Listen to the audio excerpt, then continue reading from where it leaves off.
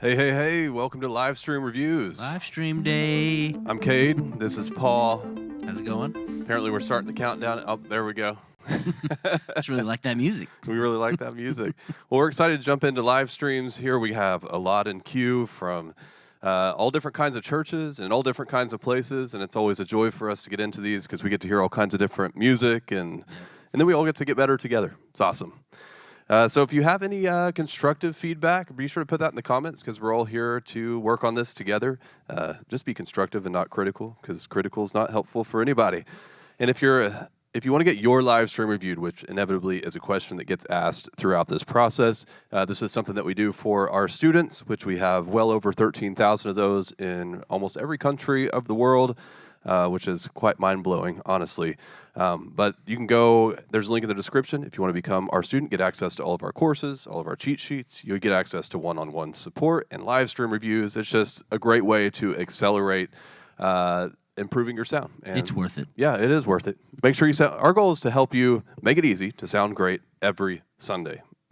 Make it easy being key, right? Because there's a lot of ways to make it complicated. We're cutting through the noise and giving you the things that make the biggest impact. And so that's what you'll find inside of our training. But without further ado, I think we should go ahead and jump into that first live stream review. So who do we got, Paul? I'm ready. Okay, so the first one we've got is from Brandon Kuthris from Cornerstone Baptist Church. Says, just would like your thoughts, platform lighting, and open to any suggestions on how to improve. They got two 2,500-watt Turbo Sound IQ series house speakers mounted to the ceiling. And they got 4 shed LED par lights, COB 200-watt linear. That's out of my pay grade. Awesome. Where's Dylan? All right, let's take a listen.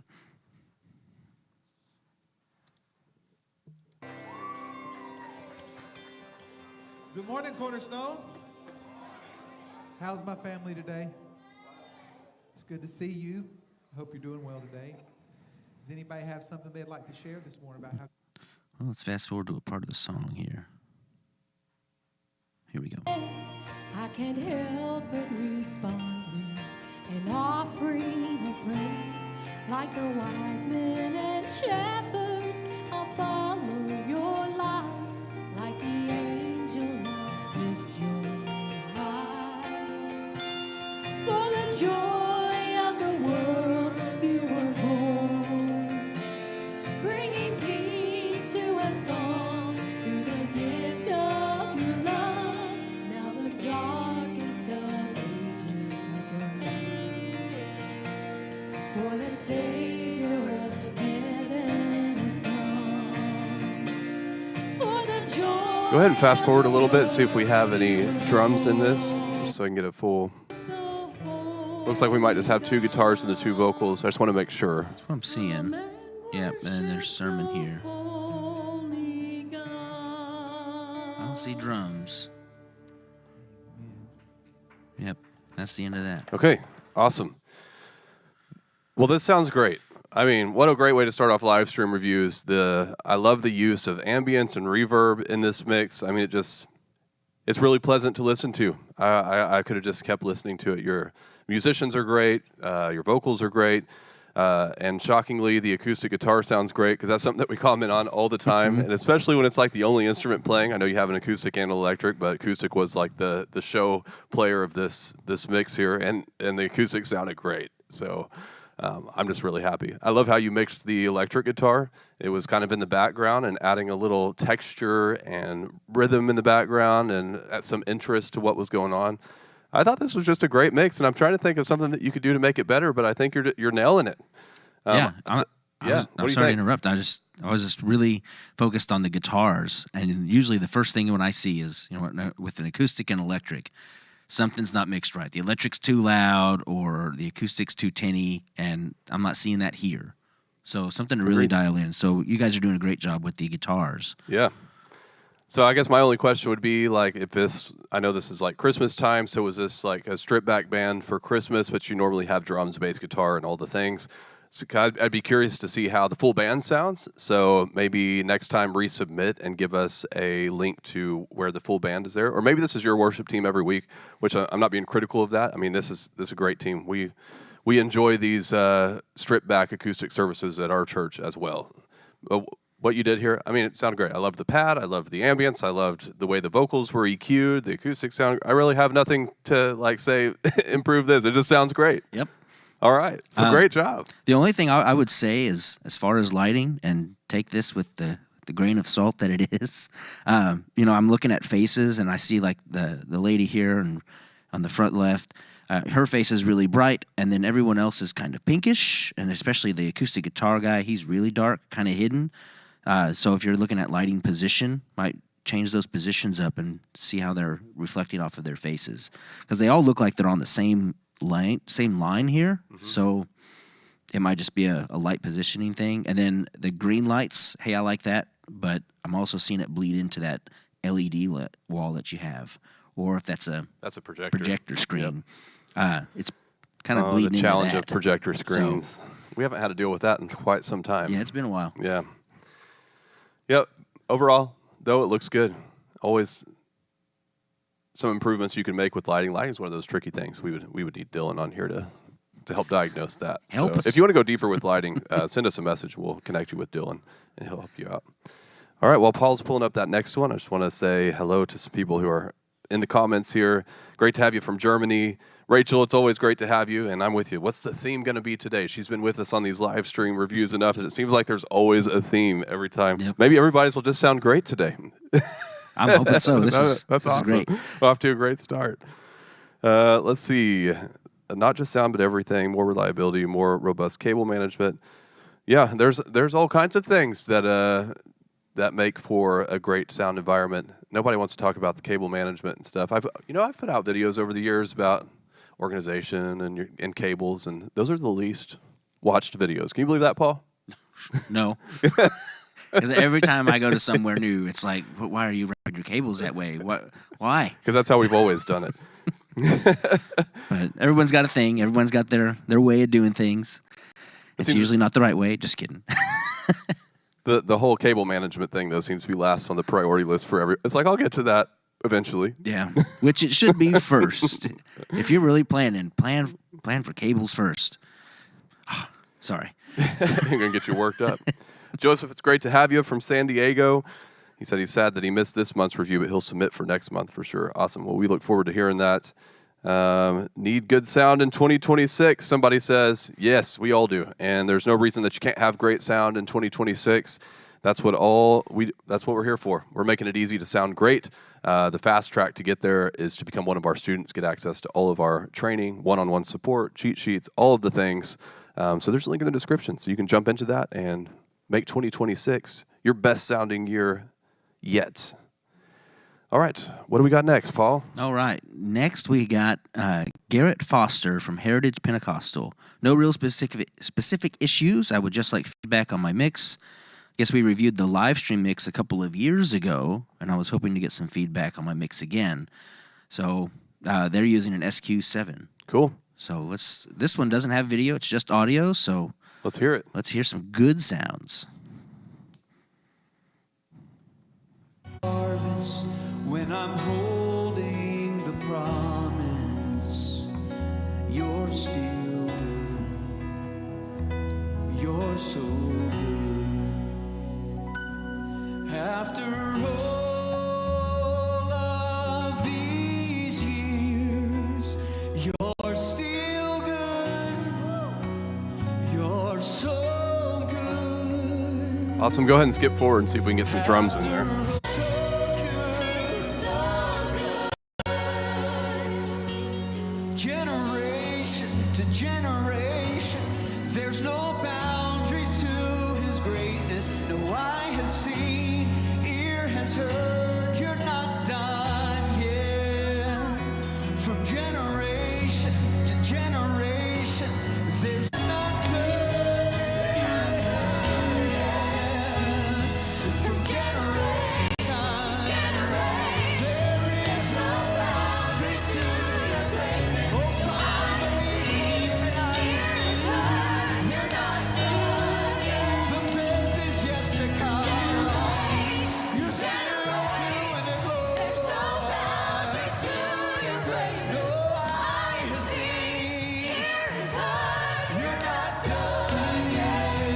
All right. You got a good thing going here. I love the reverb that you're using. It sounds great. The amount of reverb on the lead vocal is just perfect. I love it. Sounds good. A few things you could do to make this better is you're overusing compression, and that is why you're getting those harsh S's. Why is that hard to say? Harsh S's and T's from that lead vocal. Even in these great headphones that I'm listening in, it's a little bit sharp. So I can only imagine how sharp it would be if I was listening to that on a phone.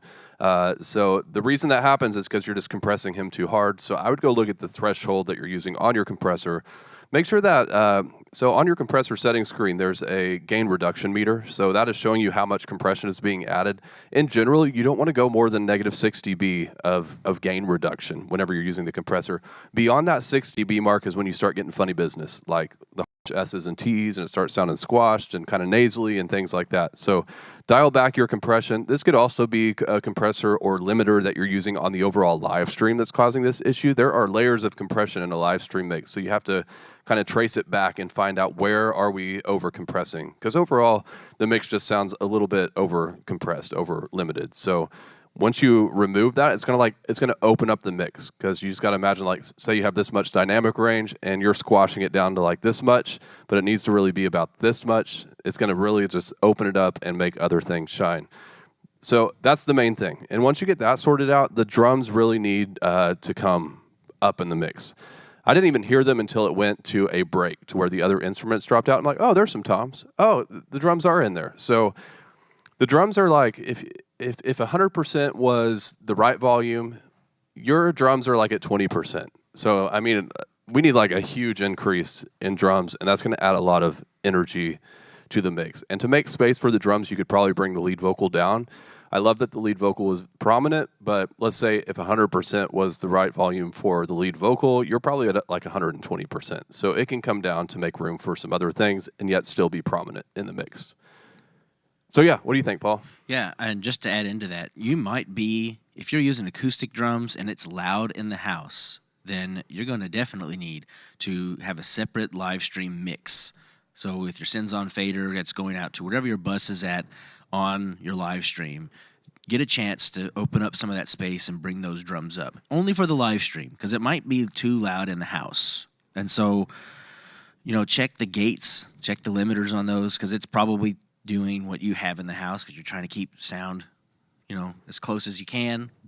But live stream mixes can be different. And I'll add into that, the software that you use also compresses. So when you open that up, it's gonna compress again. So you might be getting a great sound front of house, but by the time it hits the live stream and the programs and everything that you're going through, they're out.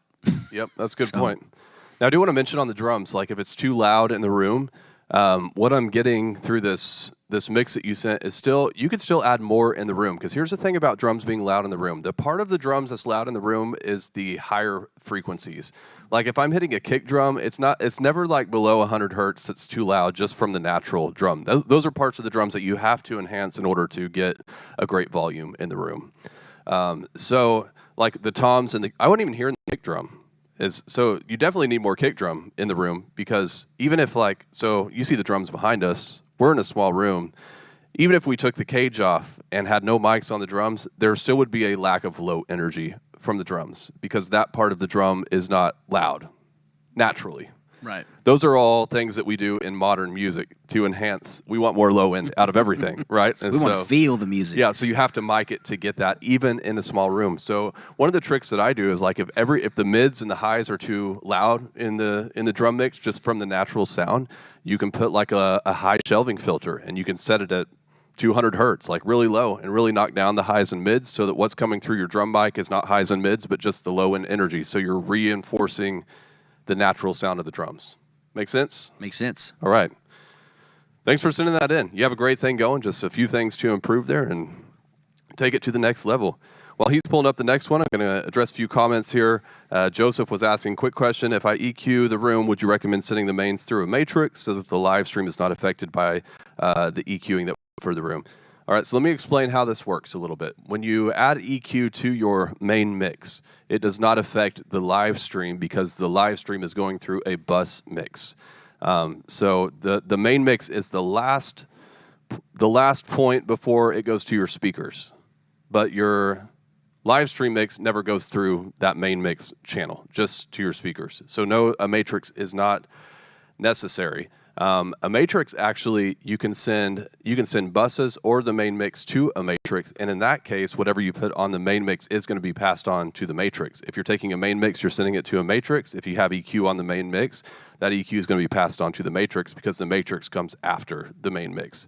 But whenever you have your main mix and then your bus mix, those are like two separate mixes. So you could have EQ on the bus for the live stream, EQ on the mains, or on the main mix for the room, and it's not going to affect the live stream. I hope I explained that well. Do you have anything to? I don't have anything to add. Okay. Just it's EQ plus EQ plus EQ plus EQ. It's just, it can be too much sometimes. So I have a video on when you might need to use a matrix, and like for our example here, at our church, we'll use a matrix for like the lobby speakers or maybe the TV speakers and other rooms. Yeah. Let's just say a matrix is whenever you need a copy of your main mix in order to apply different EQ to different places. So like you may want to send your main mix un-EQ'd, like untouched, to two different matrices so that you could EQ one for your main room and one for the lobby. But they're both the main mix, just with different EQ on them. That's really all you can do with the matrix. Yeah. You can add compression and EQ to like the overall mix to make it a little bit different for different situations. And warning, you can blow out your sound bar or something else. Not that we know. Yeah, but for the live stream, don't use matrix on your live stream. Just use a dedicated bus mix that's set to post fader, and that'll get you what you need. All righty. Let me see. We have a few more comments here. We just have the output of the mixer, no separate live stream mix. How do you get this better? The way you get that better is you use a bus mix. Some mixers call that an aux mix. It's the same thing, bus, aux, depending on if it's Allen and Heath or Behringer or whatever. They just use different terms. And then you'll set that mix to post fader. And what that means is that whenever you turn up the lead vocal in the room, it's also going to turn it up in the live stream. So they're going to follow each other, which is what you want. Because if you have two separate mixes, then you're having to manage two separate mixes. You don't only have to turn up the lead vocal in the room, but also in the live stream. And that really requires two people to pull it off that way. So if you want to do this with just one person, set up a post fader bus mix for your live stream. That enables you to adjust the live stream. Like, say, for example, I need more drums in my live stream than I need in the room. Then you can still go and boost the drums in the live stream, but at the same time, they'll still follow the main mix. It'll just be relative. It'll just be like 10 dBs higher than the main mix, but when you turn it up, like it's still following along. So, yeah, that's how we recommend doing it. We have a course within our training that walks you through how to set all that up on your mixer. So be sure to check that out. Link in the description. All right, go ahead. Let's go ahead and go on to the next one. All right. Next one we've got is Jeff Jocko, the Sanctuary of Newcastle. Would love some feedback, suggestions on audio and camera usage. They got a Behringer wing, and let's just take a listen. Awesome. It might get loud, but it's normal. Feel free to work. Inside of me, more than a feeling. This is a prophecy.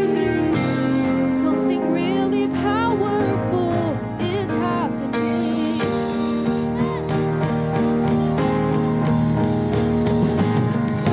Darkness bow down to the day. Mountains get up on my way. Breaking out of yesterday.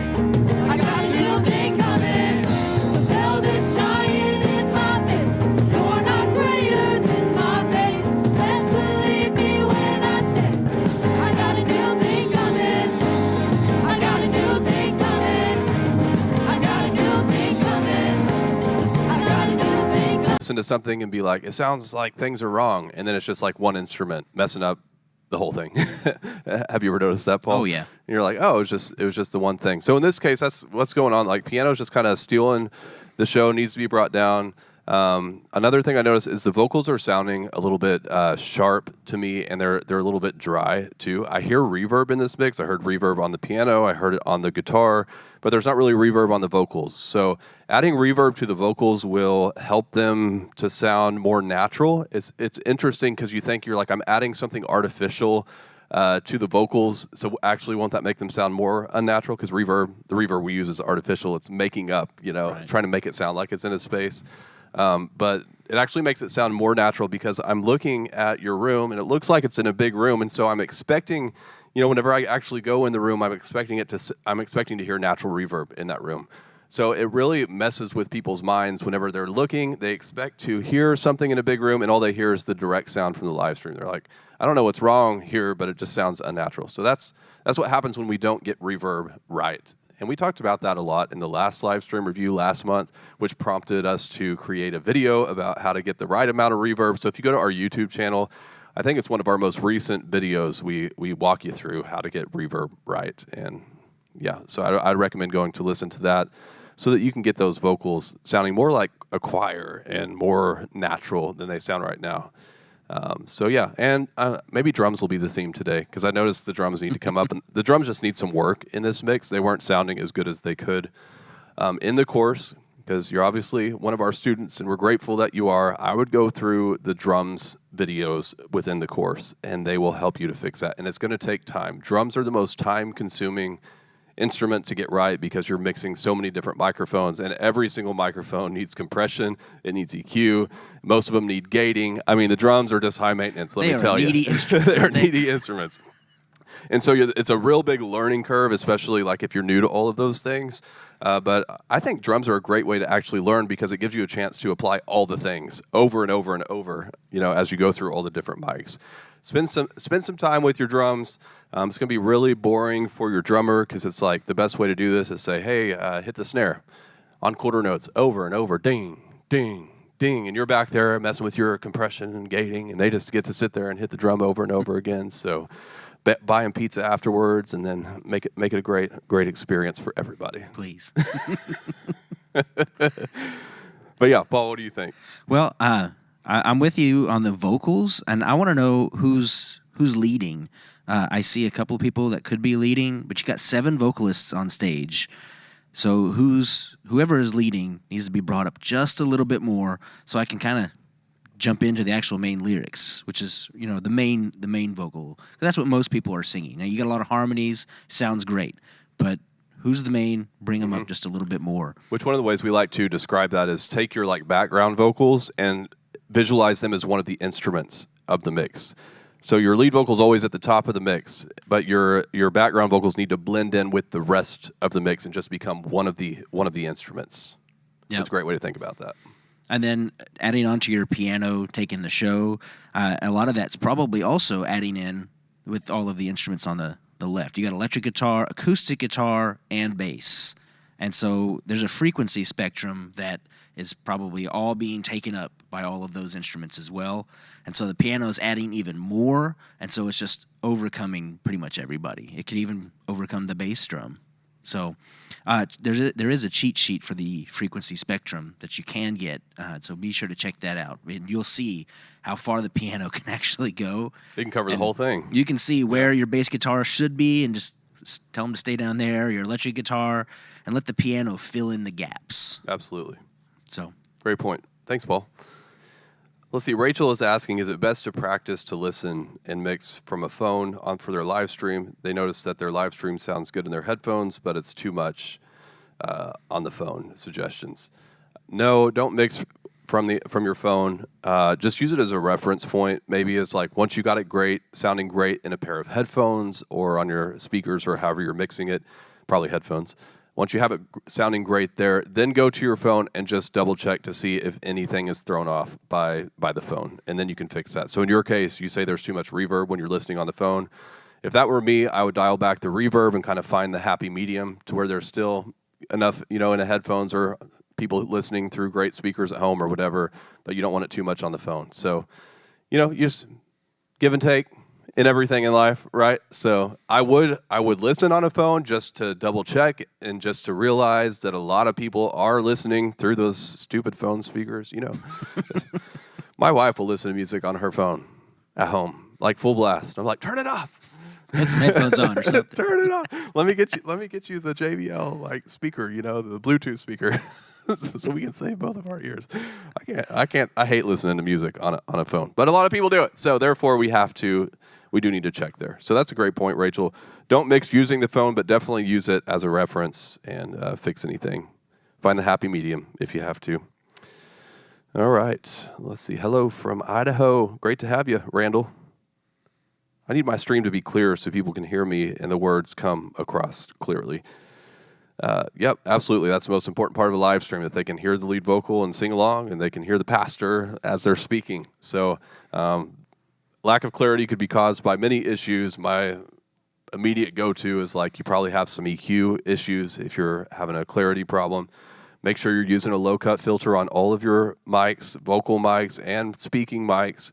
For vocal mics, you can set that to about 180 hertz. And then on speaking mics, about 150, 120, somewhere around there. You're wanting to cut out that low-end spectrum because you just don't need it. This isn't radio voice. This isn't, you know what I mean? Yep. It just adds mud to the mix. So that probably make a huge difference. Learn how to use a low-cut filter on your mics, and yeah. It's used on almost everything. On almost everything. Got to clean up that. Got to keep it clean. I always tell people if I was stranded on an island with a mixer and I can only take 2 things with me for my mixer, all I need is gain and low cut filter. That's it. And I can make a great mix. There you go. Yep, absolutely. All right, who's next? All right, we got Josh from Ebenzer Community Church. Just general recommendations. They've got an Allen and Heath Avantis, and they've got main sides arrays, subs within wooden encasings. So, All right, let's take a listen.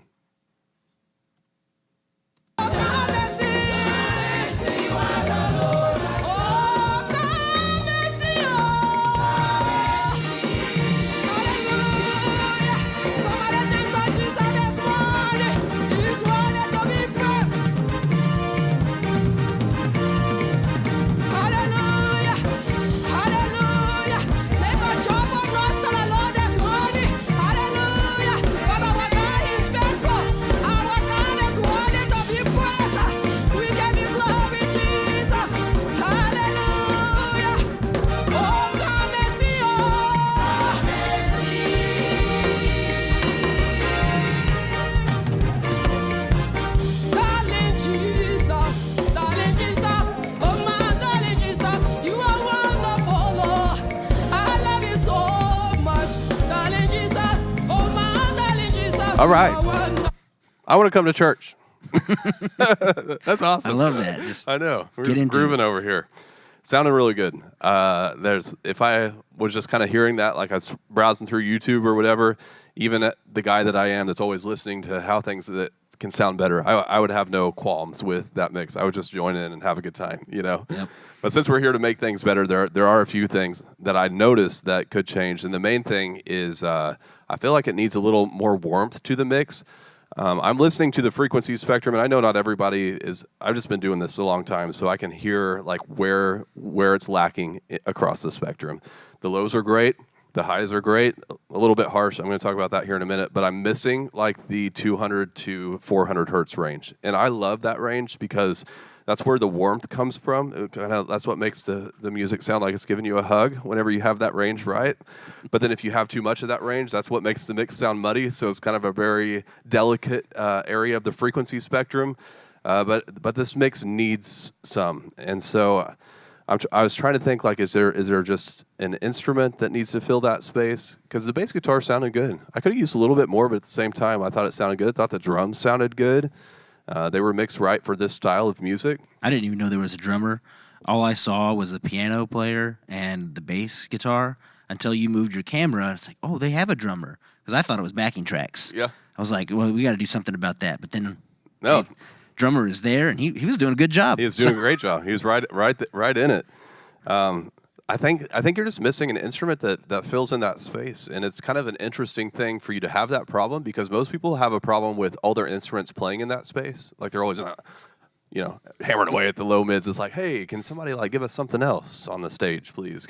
Because we got plenty of that. So I think we just need somebody kind of just holding down some bar chords or something in that space, whether it be an electric guitar or a piano sound. I heard the keyboard, playing all that cool like horn type stuff, which was great. We just need something in that low mid space. So I don't actually think that's a mixing problem. I think because I'm trying to think, there's nothing that I would try to add that frequency spectrum to that was in that mix. No, I think the only thing that could really warm that sound up is a different MIDI sound on the keyboard because the horns definitely sound very MIDI, and those MIDI horns, they were cutting through. They were great, yeah. But they don't just sound like the regular instrument. So like a real trumpet is going to sound nice, bright, but it's also going to have that warmth to it. And MIDI is not usually the best case. But you can also download patches and stuff for those electric keyboards that give you that better sound. Now, Paul was a band director, by the way, so of course he wants like it to sound like the real thing.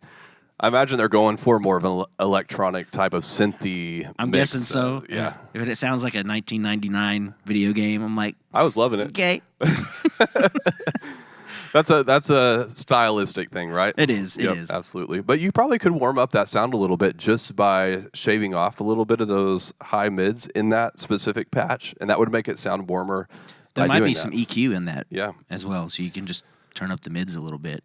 So no, we don't. We're not going to turn up the mids. we're gonna cut out the highs. You know, Or cut out the highs. Yeah.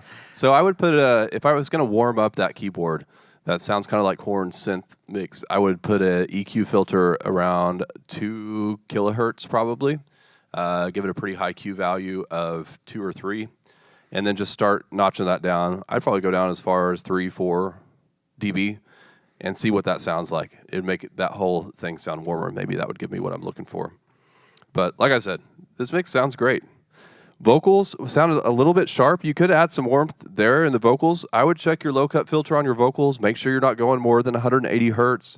And if you're cutting anything in the like 200 to 400 hertz range on the vocals, I would bring that back up a little bit just to give them some more warmth back, because they were real clear. They were cutting through, but like a little bit harsh. I wanted them to be a little smoother, just a little bit warmer. But yeah, that's all. Yeah. I just need some warmth in this mix. That's all. Warm it up. Warm it up. Warm it up. Turn up the thermostat. All right. This is very helpful. I'm listening in from Irving, Texas. Great to have you. Great to have you. Let's see. Woo, this is me dancing like David danced. All right, you go for it, Joseph. I know. We were dancing too. That was some good stuff. Let's see. I'm the organist. When playing the Hammond B3 organ, I'm coming through distorted. On the live stream only, organ is not mic'd, but picking up from the choir mics or the pulpit mics. I do not have clip. Okay, so it's distorting when it's only coming through the other microphones. Is it really loud? I'm just like... Organs are very loud on their own. Depending on whatever system that you have, if you're blowing a lot of air through that, you need those reeds are vibrating inside of those bells or those giant tubes, and you need something to block that out a little bit. And you only really want the end of the bell maybe showing, but you can also hide a lot of that. So if your bells are just out in the open, shown to everybody, hey, that's great, but you might put up some curtains, something to soundproof it just a little bit. That's going to help immensely. You got to have something in front of where that reed comes out of that sound hole, because it's gonna. You can't control it. It's just loud. It's just I loud. wish you could, but Now, I could be wrong, but I think the Hammond B3 organ is not like the pipes. It's actually encased. Like, it's a pretty big unit, but it's still encased, and I think it does have volume control on it. if it does, yeah, bring it down. Bring it down. I'm having a hard time believing that it would clip the choir mics from the organ, depending on how close they are. Yeah. Right? I'm just like, where else could the clipping be coming from? It is a distance thing for Okay. sure. When I was at the University of Arkansas, they were having that issue in one of our theaters because we had a little organ and pipes that went all around the back. So if you wanted to bring in your choir to sing or do anything, you're bringing them up to the front. Right. Because you couldn't do it. And there was nothing blocking that area. And when we finally got curtains for that theater, we could actually make some adjustments. We can move the choir back there a little bit. But until we did, no. Yeah. So do what you can with what you got. I'm going to guess that it's not clipping in those mics specifically. I mean, you can watch and find out, right? Are they hitting in the red whenever the organ's playing? If so, then the organ is causing them to clip, and you just need to bring the organ down. But if that's not the case, if there's no clipping visually on the mixer, you probably just need to mic the organ. You're just probably getting a weird sound because it's picking it up.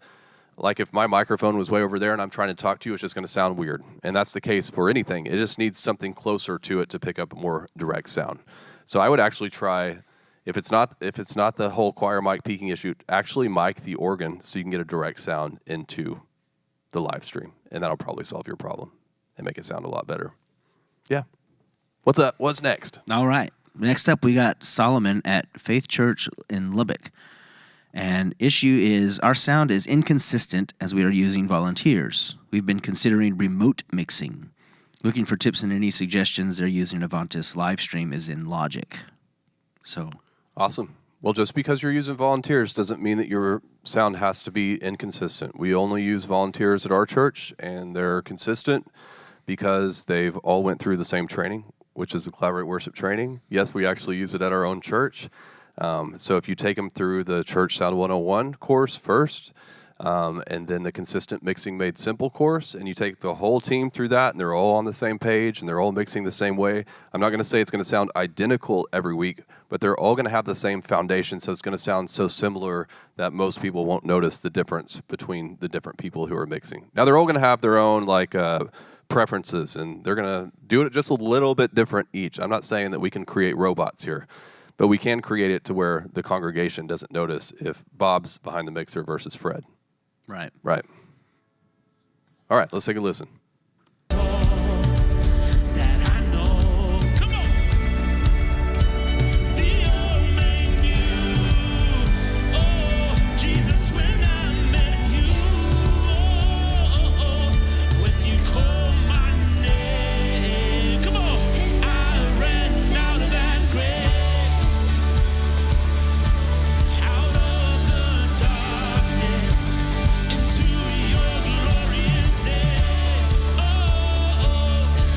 you called my name, and I ran out of that grave. Yes, I did. Out of the darkness, into your glorious day. You called my name, Lord.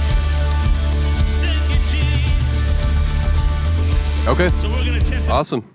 Well, sounds great. Y'all are doing a great job. So don't sound like you're really beating yourself up based on your comment. I mean, maybe you're not, but give yourself some slack. I mean, it sounds good. Let's see. Let's talk about some things that you can take it to the next level, though. Your bass guitar sounds great. It's like the compression use and all of that. It's great. It's a great sounding bass guitar. It's a little bit heavy. It's kind of like stealing the show, so to speak. And I don't know that it needs to be brought down. I think maybe just the other instruments need to be brought up to fill in the rest of the frequency spectrum, because it's just really heavy on that low end right now. And I could hear the guitar. The guitar's sounding good. I'm liking the tone of the guitar, but it's like off in the distance. It's like, hey, come up here, you know? And so we need some more of that, in that song specifically, some more of that electric guitar. Play it again. I want to listen to the drums specifically. Back it up a little bit. glorious day. Thank you, Jesus. Kick drum sounds great. So we say, let's testify this morning. Now your Toms sound great. mercy has saved my soul. And your freedom, God, yes. Now your freedom is all that I know. Come on. The old man knew. Oh, Jesus, when I met you. I'm waiting to hear the snare. When you call my name, come on, I ran out of that grave, out of the dark. I need more snare. But other than that, the drum mix sounds great. Drum mix great. It's more snare. Make snare more of a star player. I like to see the kick and the snare. They're like the dynamic duo. You want to hear both of them really prominent because it's like they back each other up, right? Mm-hmm. Yep. So yeah, more snare. Now the vocal, I was noticing he needs some warmth to his voice. I love that it's clear, and I love that it's cutting through the mix. And I wouldn't say that it's harsh. It's bright, but it's not harsh. I just need some warmth. Whenever I see a male vocal, I expect to hear warmth in it. And even with the females, I mean, they have that frequency spectrum too. So go and check your EQ on that vocal there, and check your low cut filter. Make sure it's not too high. It should be around 180 hertz.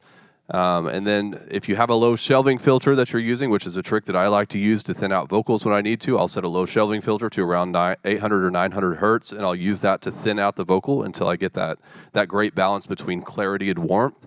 So if you're using that on him, he just needs more warmth, so you can not cut as much of that low mid out of him.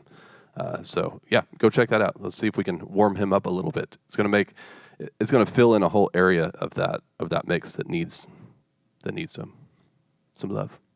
What do you think, Paul? I want to jump on your bass guitar comment. What it sounds like is your tone knob might be on the low end, so it's taking everything low. It's really cool whenever, I'll do that on my electric guitar, and you get a really neat, cool sound, and it really opens up the bass guitar. It opens up everything. But in this kind of mix, it's punchy, it's great, but you might need to bring it back towards the neck pickup on that and turn that up a little bit more, and I think that's going to help. It'll give it clarity, right? Yep. Yeah. It's going to sound a little bit more punchy, but in this case, you kind of want that because right now it's too warm. A little swimmy. Yeah. Yeah. And so I think that's where the issue's coming in. So play around with some of those tone knobs. I saw you had like 5 of them on there. So it's a fun day for a bass guitar player. Awesome. We don't think about those knobs very often, but we need them. They're there for a reason, I guess, huh? I'll lean to you on the expertise for that because I have no idea. I would just move them around until it sounded good. I don't even know what these are doing. If you can't tell, I'm not a guitar player. He's a really good piano player, so don't let him fool you. Yeah. All right. Let's see. Web Techie says, we use your course. What do you mean by warmth? When I say warmth, I'm always talking about the 200 to 400 hertz range. That's a part of the low mid of the frequency spectrum. And I call it warmth because when it's right, your mix feels warm. It's kind of like whenever you walk into a warm room after you've been out in the cold, right? You're like, oh, this is nice. So it gives you that same feeling whenever the warm area of the frequency spectrum is right. You just listen to it, you're like, oh, this is nice. It's kind of like it's putting a coat on me and making me feel warm. It's true, though. It is. It really is. All right, let's get on to the next one. All right, this one's from Sherrick Payne Jr. at Mount Calvary Missionary Baptist Church. Mixing and blending both band and choir/lead singer into the live broadcast feed is their main issue. And their question is, when reducing feedback during live broadcasts, what's the best and safest plan to do so? They're using a Behringer X32. I'll answer that question first about reducing feedback. If you're in, it's worship time, the church is here, and, then there's feedback, and it's an emergency, right? You can't go and, try to figure out which frequency it is and blah, blah, blah, and try to fix it that way. You can't get detailed with it. You just need, a quick fix, right? And so one thing that we teach our sound techs here to do is if you have feedback during live church, just take your main fader and notch it down until it goes away. Because usually just the tiniest little adjustment, you don't even notice it getting quieter in the room. Like I'm talking about, this is a really small adjustment, and it'll solve your feedback problem. So that is the quick fix in a situation like that. But it's not a long-term fix. After that, you should go and find out, where is this feedback coming from? Is it caused by a vocal microphone? Is it caused by a guitar, an acoustic guitar? Because acoustic guitars have microphones in them. A lot of people forget that. Is it caused by a drum microphone? And so you just do a little diagnosis there and figure out, first of all, who's the offender? Which microphone is the offender? Where is this feedback coming from? And you can find that out pretty easily by just recreating the feedback and then looking at all your levels on your channels and which one's really going out of control and hitting red. That's the problem. And then you can go and look at your RTA for that channel, which you just pull up the EQ screen, and it's going to show you what frequencies are coming through that microphone and recreate the feedback again. You'll see where that frequency is, and then you can apply an EQ filter to cut that frequency out of that specific channel. And that's how you fine-tune it, and you shouldn't have feedback after that. Now, this is assuming that you've EQ'd your room. I mean, there's so much to this, because if you EQ your room, you're already solving those frequencies that love to bounce around in your room, so you generally don't have feedback problems once you've EQ'd your room, unless you're really blasting. I mean, I'm not saying you never will, but it's just they're rare and they're far between when your room is EQ'd. So go to our YouTube channel and type in EQ your room to search our channel for that video, and you can learn how to do that. There's also, we have a course within our training that's step by step, walks you through it. It's really like a pro thing. Really, usually only pros EQ their room, but we've broken it down into a very simple way to get it done, that anybody can do it if you'll just spend the time doing it and invest in the training to do it. So go check that out. We'd love to have you become one of our students so that you can go through that course and even get the one-on-one support afterwards if you get stuck and need some help walking through that process. Yep. So there's the answer to that question. Let's take a listen. Forever, forever, and ever, and ever, and ever, and ever.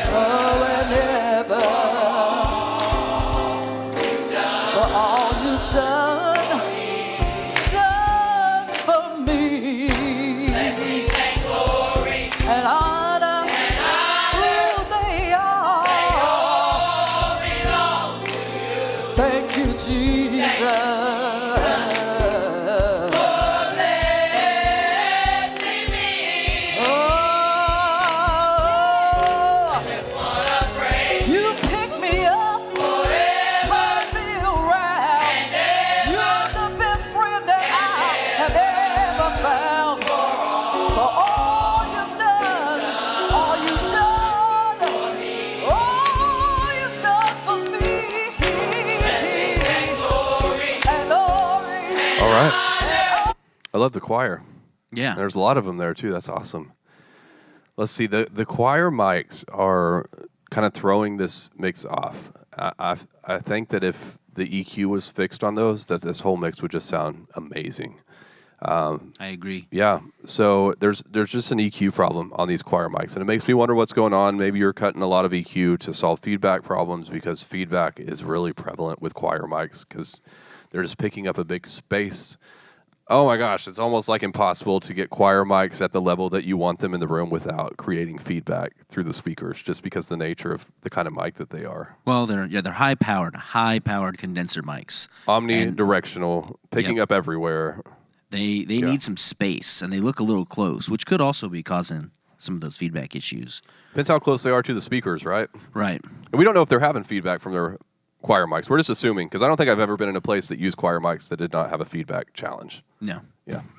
And then I heard drums in there. I don't know if that's, I'm guessing that's somebody doing something back there. But They definitely have a kick drum mic. I heard that. I never heard, but that could also be a problem, because those choir mics, they produce a lot They of pick power. up everything. And so if you've got a drum like right behind one of those mics, you might need to move them around a little bit. That could help. The main thing for me is just that these mics need better, different EQ on them. Like I would actually, if I were to come to your church and help you out with this problem, I would just level out the EQ on these choir mics and start over. And if that scares you, then you should probably just go ahead and do it, because it'd be great practice for you. Anything that scares you on the mixer, like if I were to come and take all the levels down on your faders, if that would make you go, ah, then if I were there, I'd probably do it to you, just so you could realize that it's not a big deal. You can still build your mix from scratch, and it would be okay. So yeah, on these choir mics, I would just start over on the EQ, because it's hard to diagnose what is actually going wrong. But the real problem is that what I'm hearing from this choir is not what I expect to hear from this choir. The voices do not sound natural to me. They just sound like they've been manipulated, which they have been by EQ. So that's the thing with EQ. You want to use EQ to make things sound better and more natural.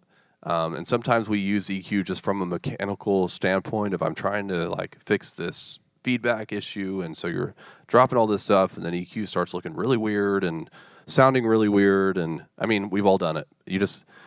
And sometimes you've been listening to something too long, Paul, and you just EQ the thing to death, and then you get to you've been doing it for an hour or two, right? And you're like, what's wrong with this? Step away. Step away.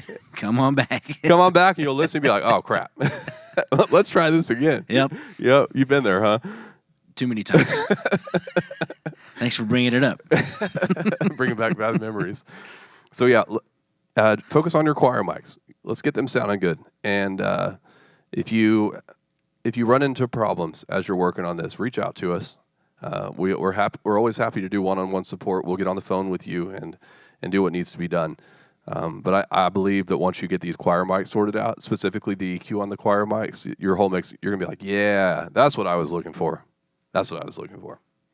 I think there's more to this, too, because I hear, I heard some drums, but then I'm seeing this looks like a piano over here, not being used.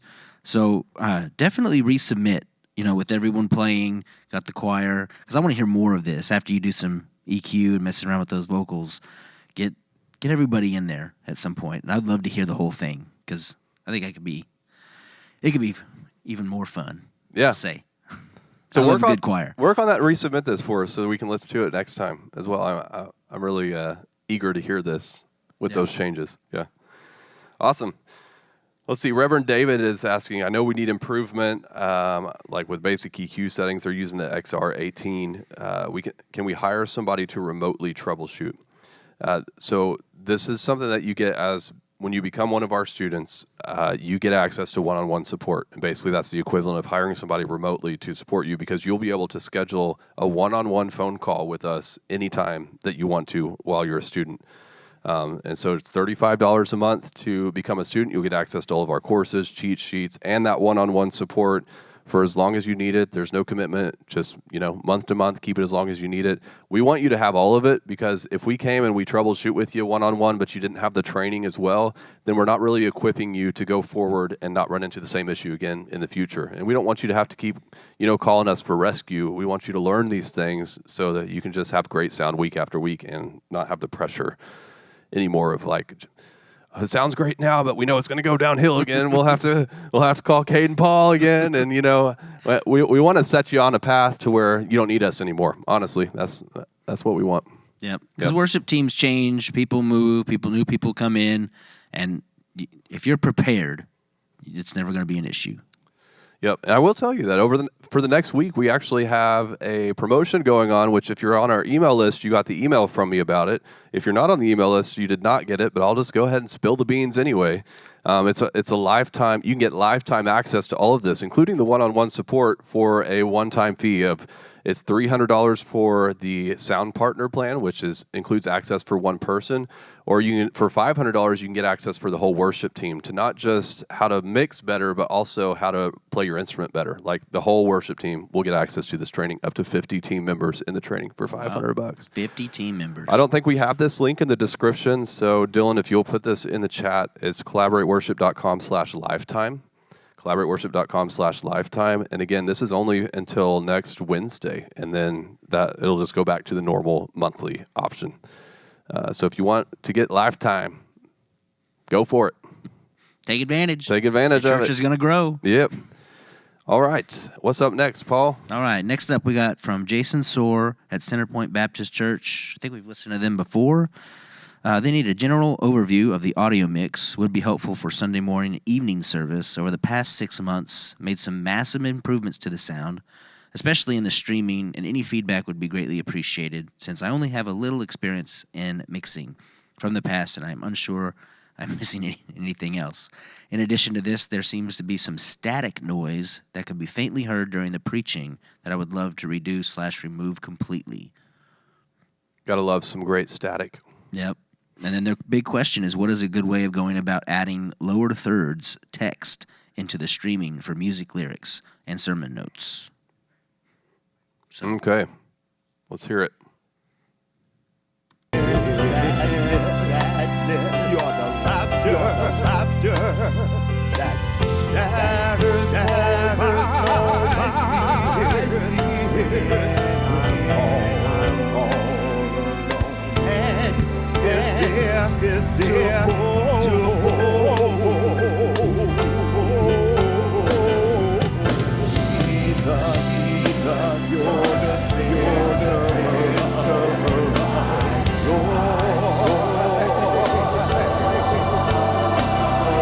Go to a different part in this too. I hear a doubling, and I'm trying to figure out if it's a delay on the vocal or if it's just a doubling overall. Let's listen to a different part. You rewind a little bit. And I could rise and because of your great love. My heart is bursting, to tell of all you've done, how you've changed my life and wiped away. I wanna shout it on every rooftop, for now. Okay. All right, one of two things is happening here. We're getting a double, so it's like, I'm saying this, I'm saying this, I'm saying this, I'm saying that. It's just like, and so then it's like you get all that back and back, and it's like, whoa, what is going on here? Yeah, I'm in like the Twilight Zone. Overload. Yeah, so we need to get that solved before we address anything else in the mix. So I'm like, okay, what's going on here? Either you have a delay effect on your mixer, and in that case, I don't ever recommend using delay. Now, if you're an electric guitar player and you're putting it on your own electric guitar, so don't get on to me. But just in general, like no delay on vocals, like ever, unless it's a special effect. And I just don't recommend doing that in worship sound because we're not generally paying close enough attention to know when that little delay part comes up for the vocal, where you turn it in and then cut it back out. So look at your mixer. If you have a delay effect, cut it. No more. But it could be something else. Like you could be sending your live stream mix to your streaming computer twice, and one of them's delayed and one of them's not, and that could be causing the problem. That's pretty technical. So if the delay effect on your mixer is not causing the problem, you'll probably just want to reach out to us one-on-one, and we'll take a look at your setup, like over FaceTime or something like that, and figure out what's causing that. I've actually seen Repeat. this in a few questions from many different students. So what's probably happening is that you're sending out to the live stream from your mains, but then you've also got a live stream bus that's also sending out. With a delay on it, apparently. Yeah. Yeah. So you got two things sending out. So even if you turn one down, there's volume coming from the other, or there's delay on one, and you've got to nail it down. What channel strip do you want being sent to the live stream? So whether that's a bus or if it's going to be your direct mains, but I recommend a bus all the time because you can make some changes.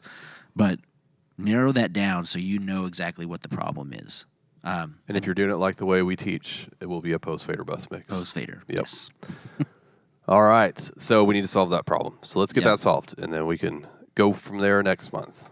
So let's go ahead and get this next one pulled up, Paul. I don't think I see any other questions here. Somebody's saying they're using remote mix so that when they're not at church, they can still, access the mixer and make some changes if they need to. So that's pretty cool. I know that Boxcast has a feature similar like that has like almost no latency to where I could be in another place across the world and still mix what was going on here. That's pretty cool. I think it has limited application, but I won't give my opinion on all that. Anyway, go ahead. That's all right. So Ian from 3 Counties Vineyard UK wants to know how to improve the live stream sound. It's a good idea to compress the live stream signal before it goes to the OBS software, ? So they're using a Behringer X32. I like to compress and limit the overall live stream before it goes to OBS. Light compression, just like we do on everything else in the training, and then a limiter on top of that. The limiter's light as well, because if you, on the reduction meter for the limiter, if you go more than 3 dB, that's usually when you start hearing that sucking in sound and like sucking in and releasing. It's like you're playing an accordion or something. But those two things combined just give you that little extra nice control of the volume of the mix, squeezing more volume out of it so that it can be matched the level of all the other things on YouTube and Facebook. But let's listen. He has done great things. Oh, hero of heaven, you conquered the grave. You free every captive and break every chain. Oh, God, yes, you have done great things. Read out, sing your freedom, awake and alive. Oh, Jesus, our Savior, your name lifted high.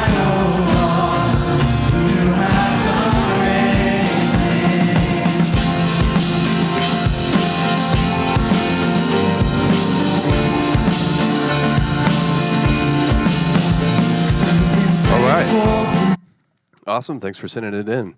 I hear one major problem with this mix, and it's that we have way too much ambience going on. I believe you have some room mics in this mix, and if the right volume for the room mics was, say, 30 to 40%, you have them at 100%. So, so they need to come down quite a bit. And that's going to make this whole mix like tighten up and sound a whole lot better. And I'm not really in love with the way that it's picking up the room anyway. Like the reverb of the room that it's picking up in the mic, I don't really love the way that it sounds. And if that were the case for me, if I didn't love the ambience coming through the mics, I would not use ambient mics, and I would just program my own reverb in. That still matches the visual. I'm not going to put them like in a huge arena sounding type of reverb. It's still going to sound like a smaller room, hall type room, but the artificial reverb, if it sounded better than the reverb coming through the mics, I would choose the artificial.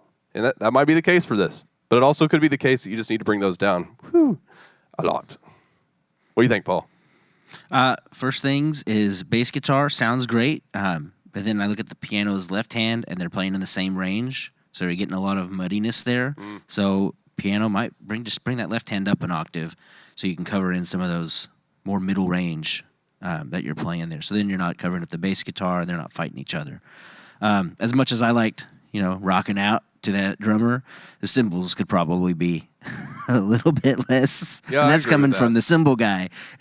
So- Yeah, and he's using an electronic kit over there. So that's as simple as going to the drum unit itself, and you can program the level of all those different drums to each other. So you're just going to bring the level of the cymbals down. Yep. That's all. Easy peasy. And then the last thing is, did you hear any flute? I did not hear the flute. I I saw didn't the hear flute, but I did not hear the flute.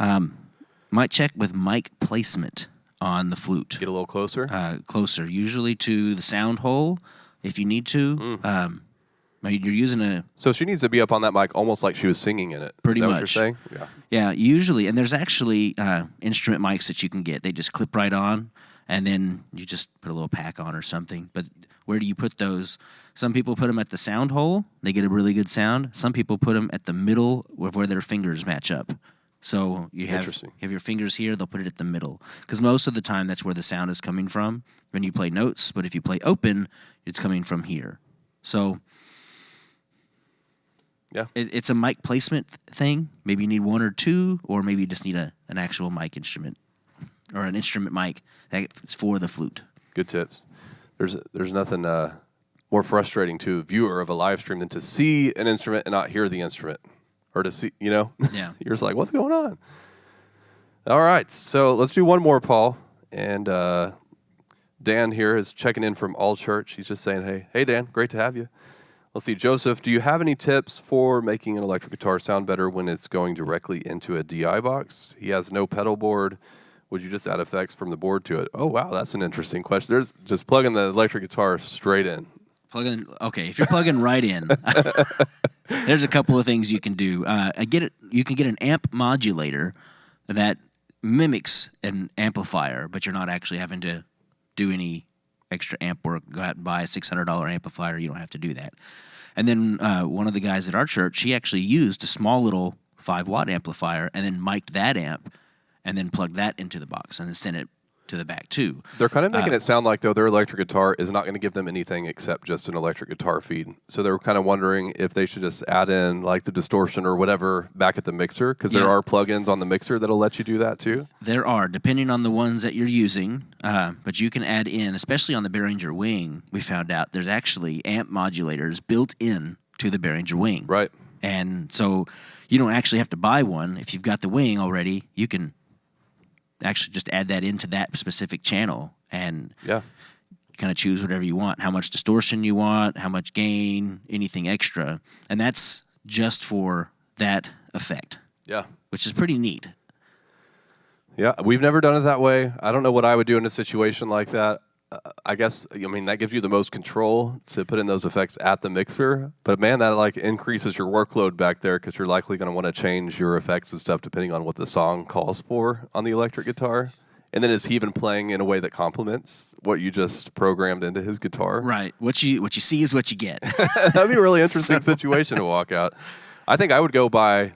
Would you just go buy him a pedal? And program him some sounds if they could, yeah. Yeah. Get a What pedal would or you two. get? If you're just looking for one and you got a little bit of money to spend, the new Pod Helix, not sponsored, but it's actually it's a multi-effects pedal, everything built in one. So you can get wah sounds, you can get delay effects, you can get reverb put in there, and different kinds. And you can plug that straight into your DI box, or you can go and just buy a couple of small pedals, probably a lot cheaper that way. But if you're looking for just one all-in-one pedal, some sort of multi-effects pedal, multi-effects pedal is going to be your best bet. You know what I would do? Here's another alternative. Here we go. If I had an electric guitar player that didn't want to be an electric guitar player, which is kind of what this is, because electric guitar players love pedals. I've never met an electric guitar player that didn't have a million sounds that they wanted to use. Usually you're trying to dial them back, can we get something a little more simple, please? I would put this guy on the acoustic guitar. And then find an electric guitar player. Well, if all he's wanting to do is create a guitar sound, right? It's true. Yeah. Anyway, that's just another option. You have options. Yep. 3 different options. Love options. Yeah. All right. Let's get into this last one. All right. Last one is from Peter at Zion Trybe Lagos, if I'm saying that right. Issues, my drum mix. So it looks like drums have been the theme this week. So how do I balance my drum mix? They're using a Behringer X32, and they have JBL speakers from the sub and the front of house and monitor. All right. So it's a good setup. Of our dear pastors. Celebrate Jesus. Fast forward here a little bit. myself. I went back to the place. Oh God, my Father, there is no shadow of turning with thee. Thou changest like a measure, they failed, and thou wilt be thou forever.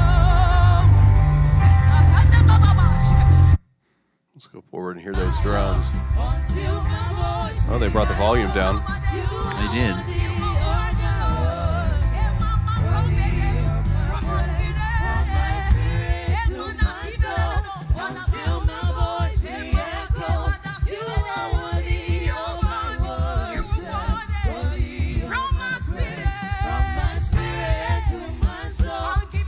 All right, so drums specifically, they sound like you're listening to them through a pillow. Like if I had a pillow over my ears and then listen to the drums, that's what they would sound like. So something's going on with EQ there that you're cutting out the whole upper end spectrum of the drums, and you need to bring that back. Yeah, and what happened to the sound drop? Are you turning everything down, but that also includes the drums? Probably. They probably just turned down the overall live stream because I did hear it peaking, so maybe they just saw that midway through the service and made an adjustment. That would be my guess. So yeah, the drums sound like they're distant because there's no clarity to them because the whole upper end of the frequency spectrum is missing for some reason. So where is it? Gotta go find it. Bring it back into the mix, and your drums are gonna have some more clarity to them. You're probably gonna need to bring up the volume too.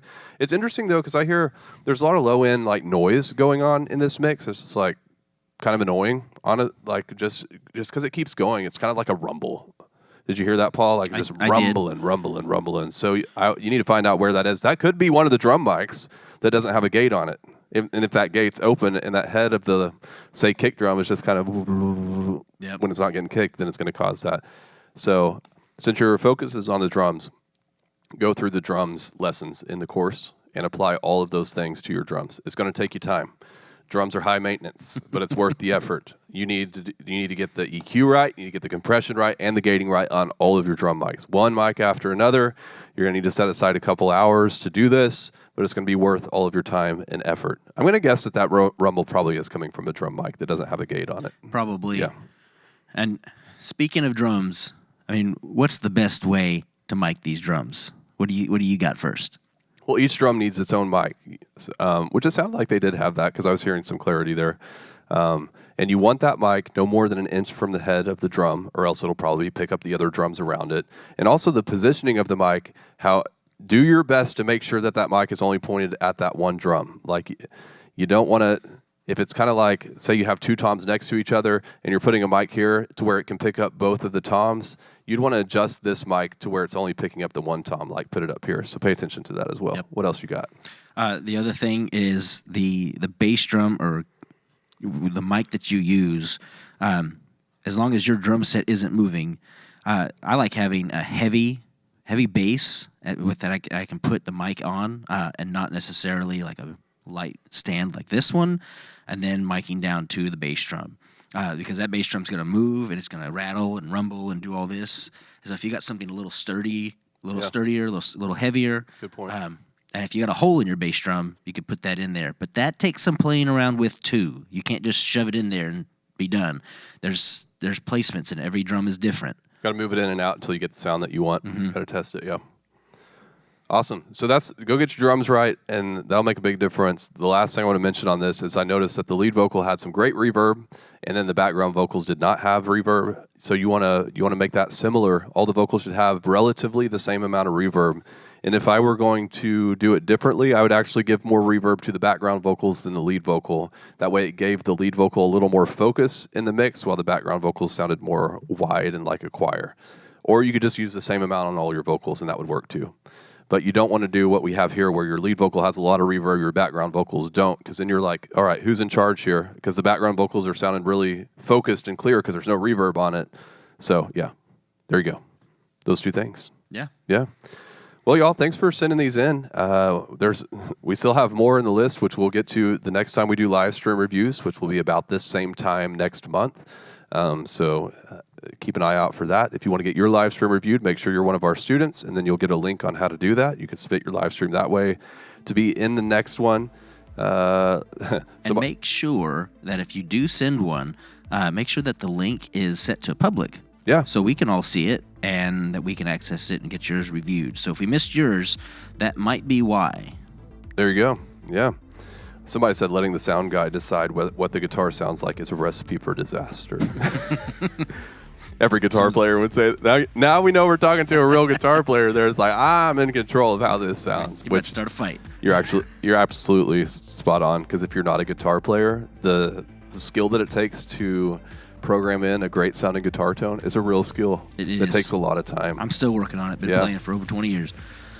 Awesome. All right. Well, we could just keep talking about this stuff, but we're going to call it quits for now. We thank you guys for being with us. Love all the comments. Thanks for, being a part of what we do here. Again, if you want lifetime access to all of our stuff, you have until next Wednesday to do that. CollaborateWorship.com/lifetime, or you can go sign up and just be a monthly partner. We'd love to have you that way too. Either way, join 13,000 plus students in almost every country of the world, which still amazes me that we get to be a part of that many different churches around the world. What an honor. Yeah, it's an absolute honor. Love you guys. Thanks for being with us, and we'll see you again next time. See you. See you soon.